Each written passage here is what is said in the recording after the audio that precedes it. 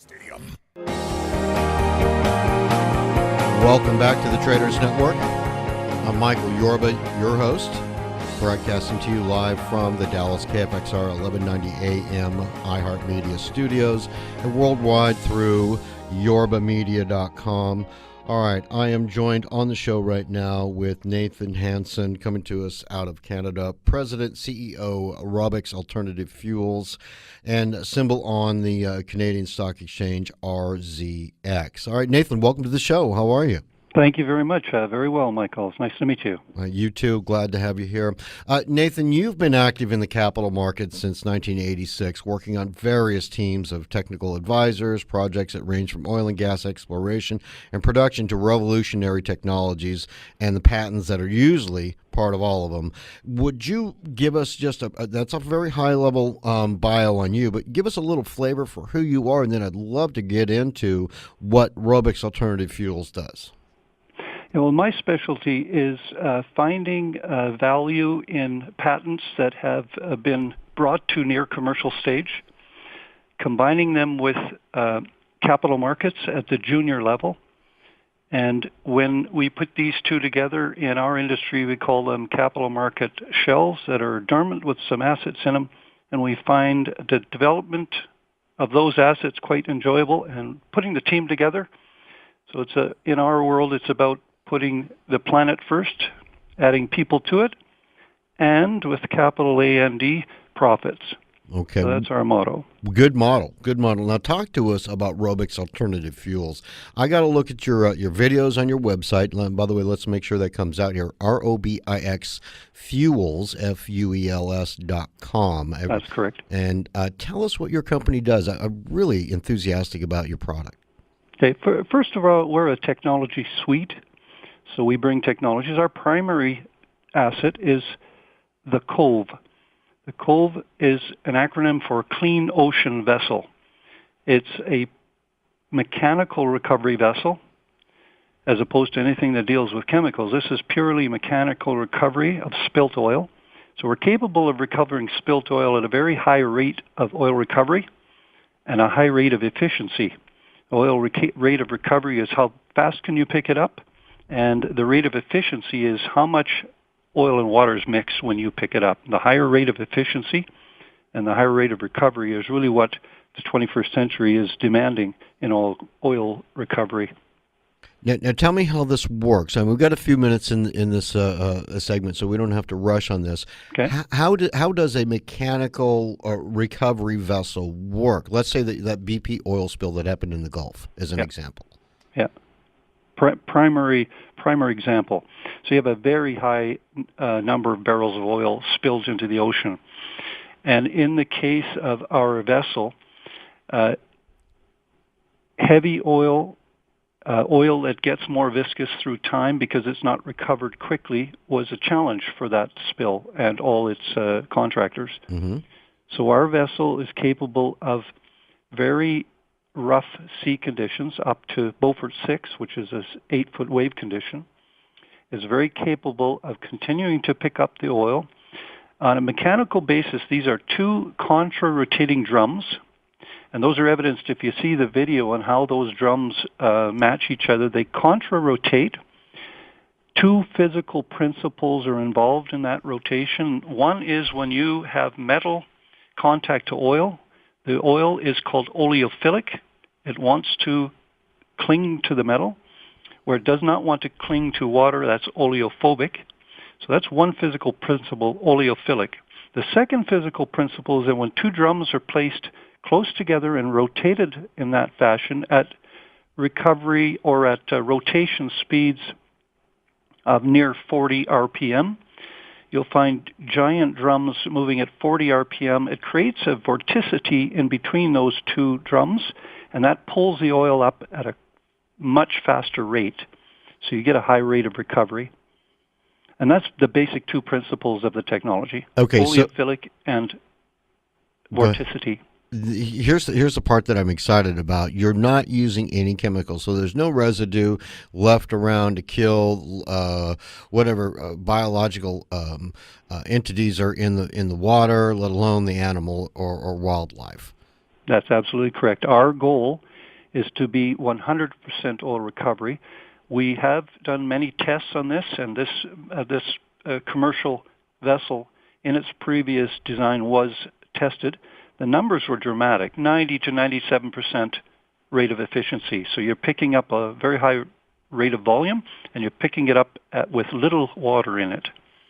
So now there's got to be somebody else out there that would be a competitor. Talk to me about the competitive advantage that that your company, Robix Alternative Fuels, has relative to the other processes. And well, let me stop there and stop stammering and just tell me about the competitive advantage. We've identified 3 real competitive products out there. There's probably more worldwide, but North America, we've identified 3 that are very competitive for these things: the rate of efficiency, the rate of recovery. But where we shine is our biggest advantage is we're able to continue to operate efficiently in very rough sea conditions. Many of our competitors have to stop operating when any waves get higher than the minimal wave conditions. So, the numbers are obviously arguable, but we have proven this in up to 8-foot wave conditions. So this technology's biggest advantage is its ability to work in rough sea.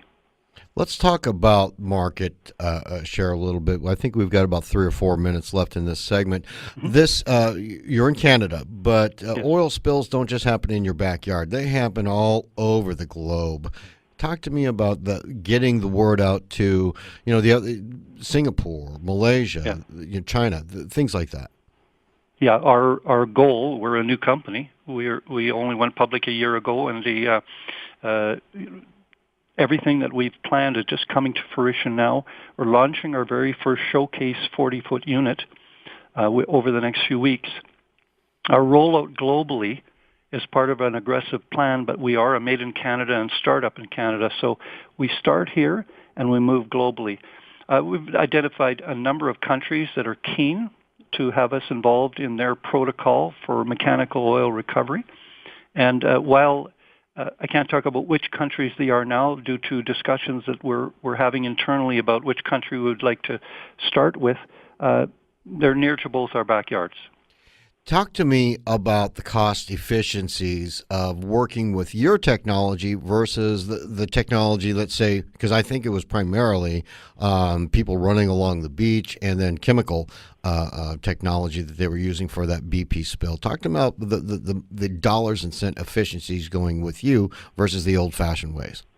Well, there's a number of initial efficiencies, and that is that this machine has 2 operators, one for safety purpose and the other for operatorship. Is a very simple mechanical operation. It's towed by tugboats so that you have just those operators.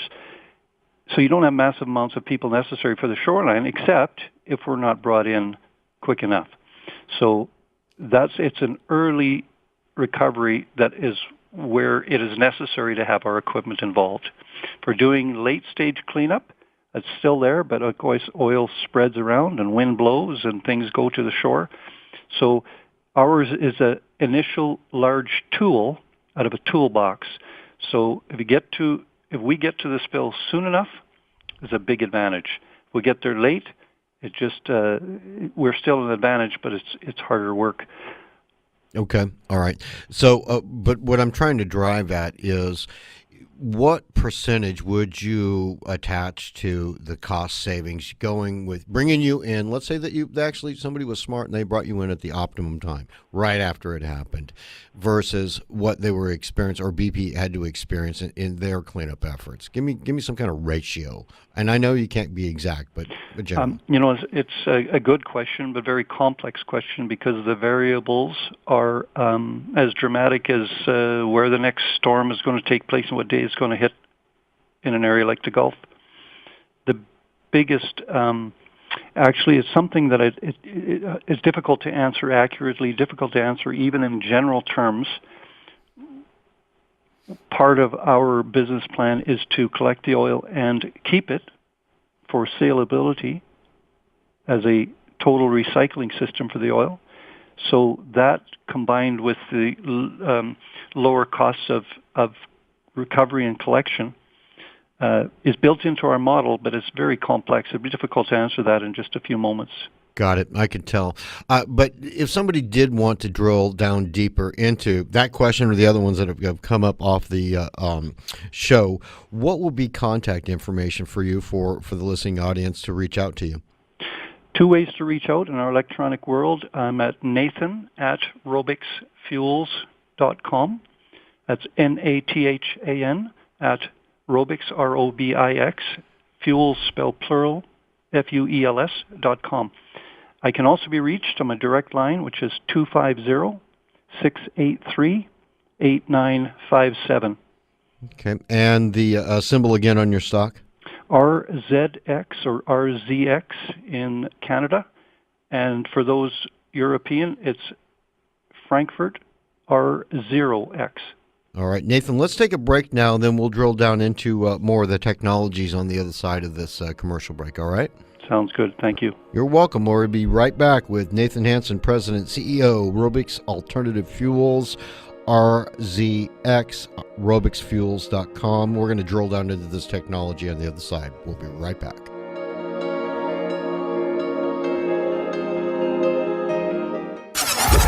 It's been called the most intense and hard-fought games in all of college sports. Head fakes from 15, throws in the corner, Turner for a three, bullseye. From every close game to every blowout, it's all right here on the Red Raiders Sports Network. The Red Raiders face off with Iowa State Saturday, January 24th in Lubbock. Tip-off is at 3. The pregame show will start at 2:30 on Talk Radio 1190.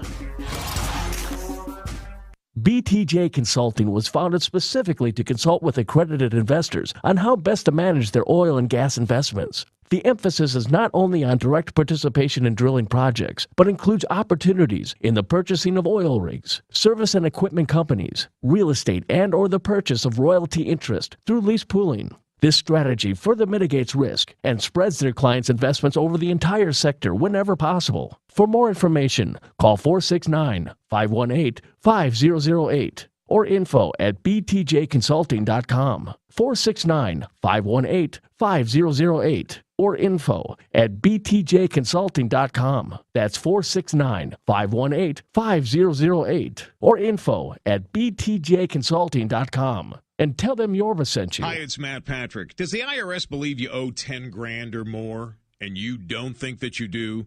That's when you need top tax defenders. Call them today, 972-200-9809. That's 972-200-9809. I've gone through this with the IRS. I've had issues with the IRS, and I know they don't go away. They may go away for a while, but they never completely go away. Call Top Tax Defenders or go to their website, toptaxdefenders.com. They've got former IRS agents, accountants, and lawyers on staff who can fight the IRS on your behalf. They get tough with the IRS. They resolve your tax problems because you can't do it alone. Top Tax Defenders. Call them, 972-200-9809. 972-200-9809. Top Tax Defenders. Don't ignore the IRS. Let Top Tax Defenders take care of you. 972-200-9809. Are you living with pain? So was Lisa, a brave Marine wounded in Iraq. After surviving an explosion, I was on horrible painkillers. I tried 1-hour pain relief, and now I'm pain-free all day without dangerous side effects. And it works in less than 1 hour. Try it free for 1 week and pay only the shipping with no automatic shipments. Call 800-300-1086 right now or visit onehourpainrelief.com. That's 800-300-1086. 800-300-1086. Vistaprint's semi-annual sale is going on now through Tuesday, January 27th, and customers are really excited. Perhaps up to 50% off site-wide has something to do with it. Just enter promo code SAVEBIG at checkout. No space between save and big. 500 business cards start at $9.99. Postcards and flyers are 50% off. And t-shirts, they're 40% off. Go to Vistaprint.com now through January 27th and browse their wide selection of custom products. While you're there, save up to 50% site-wide. Just be sure to enter promo code SAVEBIG at checkout. February 28th and March 1st, the biggest weekend in Western sports history returns to AT&T Stadium. Saturday, February 28th, it's the PBR Iron Cowboy, where 24 of the best bull riders in the world battle it out in a one-of-a-kind bull riding event that only the PBR could bring you. Then Sunday, March 1st, it's RFD TV's The American, where the best cowboys in the world compete for the biggest one-day payout in the history of rodeo. Save up to $50 with our Ticket to Ride combo on sale now at Ticketmaster.com. Welcome back to the Traders Network. I'm Michael Yorba, your host. Thanks for joining us. Broadcasting to you live from the Dallas KFXR 1190 AM. iHeart Media Studios, and worldwide through yorbamedia.com. All right, I have on the show with me now Nathan Hansen, President, CEO, Robix Alternative Fuels, symbol RZX on the Canadian Stock Exchange, and robixfuels.com. All right, Nathan, we got a pretty good idea of what your company does in a general, but now you started off the conversation by saying that really Robix Alternative Fuels is a technology suite. You've got multiple technologies that you're using. Would you mind if we delve into that? Sure, I can. I have not made any public announcements on each of the targets we have, but I can say generically that combining the Cove technology, which we already own completely, the IP is owned by Robix with no attached royalties to it, so we're 100% in that IP. But there are other ancillary compatible technologies that we're bringing to follow the Cove. Now, let me stop you there. For those that may have missed the first segment, COVE stands for Clean Ocean Vessel, right? That's correct, yes. Okay. Please continue. The compatible technologies are, I serve this to explain this by when the Cove picks up the large quantities of oil, it needs to put them somewhere. It needs to store them. And in order to store them, there's two ways. You can inject them back into the subsurface through disposal. You could take them and put them through waste refineries, which handle quantities of oil that is dirty, quantities of oil that have contaminants, water, etc., whichever could be added to oil when it's picked up off a spill. But there are technologies out there that can dry up oil, taking the water out of it, taking the emulsions out of it, and have a very high-grade oil that can be sent to a refinery. Now, not every refinery can handle every type of oil, but we've identified refineries, we've identified technologies that take off or knock off the water content of oil, technologies that de-emulsify oil. And so that is basically our suite of technologies, is to be a central turnkey company that operates by separating oil from water and turning that oil into a maximum value oil. Now, I'm not an expert at this, but I would imagine that the oil, and I don't mean to keep beating up on BP because it's an unfortunate event for everybody involved, including the shareholders. But I imagine the oil spill that occurred in the Gulf, really a lot of that oil that came out, not much of it was really recoverable or recyclable, and to be able to put back into the production stream. Is that correct? Unfortunately, yes. But with every disaster, it's a very large learning opportunity. And what we were able to determine was that much of the activity in the early stages of collection and recovery of that oil, much of that activity didn't have capable equipment and response. Now, that's an arguable statement because some said we had the equipment and we were there, and there were many other things involved, not to say the least of which is political when it comes to what we're doing with a giant oil spill, a disaster of that magnitude. But the technologies are all out there. Sometimes they're in an inventor's garage at that stage. Sometimes they're developed commercial but need to be found in order to bring them to a disaster of that magnitude. But fact is, emulsions are part of it.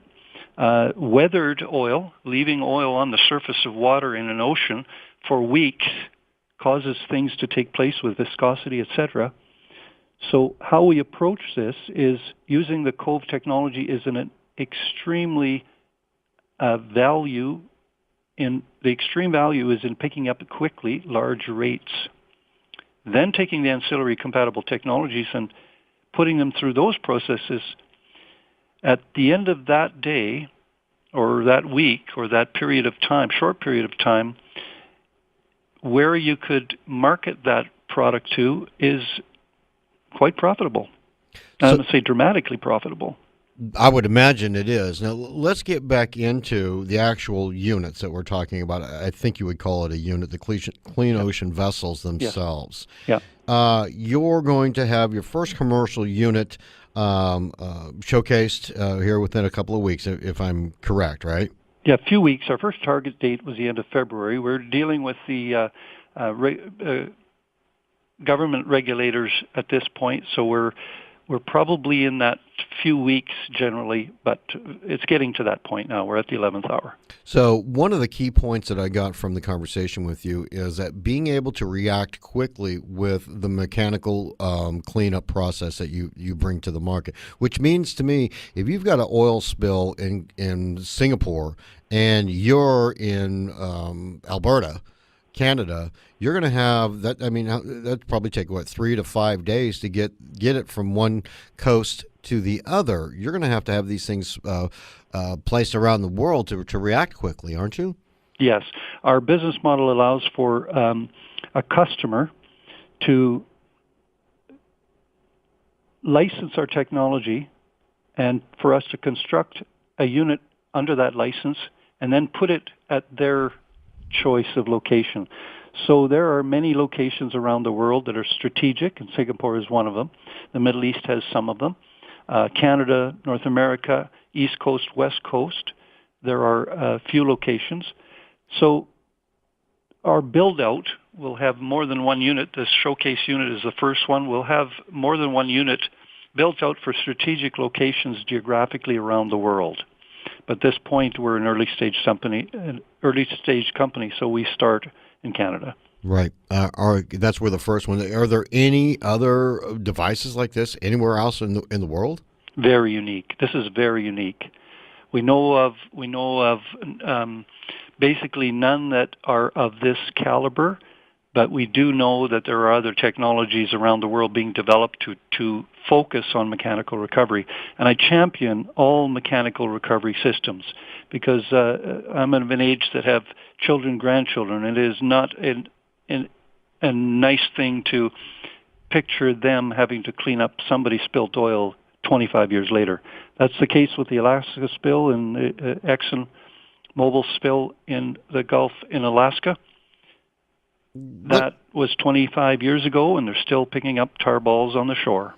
And we've got less than a minute left, but if they were to use your mechanical system, the Clean Ocean vessel, how much faster do you think that cleanup could have occurred?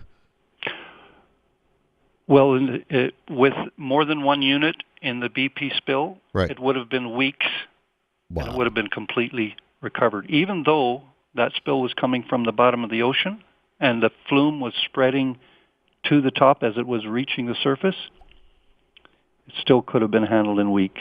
Wow. Nathan, we've got to run. Thank you so much for helping humanity and bringing your fabulous technology to the market. Thanks very much for your time today, Michael. My pleasure. Nathan Hansen, President, CEO, Robix Alternative Fuels, symbol on the Canadian Stock Exchange, RZX. Contact information, robixfuels.com, and Nathan at robixfuels.com. So also, phone number, 250-683-8957. And special thanks to 1-800-PublicRelations.com for all their PR and media support. We'll be right back on the other side of this break with Norm Winsky. He's going to talk about what's happening with the price of oil and various other markets that are affecting our world right now.